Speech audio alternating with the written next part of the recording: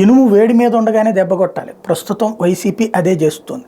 వాలంటీర్ల వ్యవస్థ మీద 4.5 ఏళ్లుగా విషం చిమ్మి చిమ్మి చిమ్మి చిమ్మి విరక్తి పుట్టించి ఇప్పుడు ఆ తర్వాత ఏకంగా ఎన్నికల సంఘం ద్వారా ఆపించినటువంటి తెలుగుదేశం ఇంటింటికి డబ్బులు మాత్రం ప్రభుత్వ ఉద్యోగుల చేత పంపించమని చెప్తోంది. ప్రభుత్వ ఉద్యోగులతో ఇప్పించాలని అడుగుతోంది. బట్ వాలంటీర్ల వ్యవస్థ ఆపడానికి వాళ్లే కారణం అన్నట్టు ఓపెన్ సీక్రెట్, నిమ్మగడ్డ సంబంధాల గురించి కొత్తగా చెప్పుకోనక్కర్లేదు.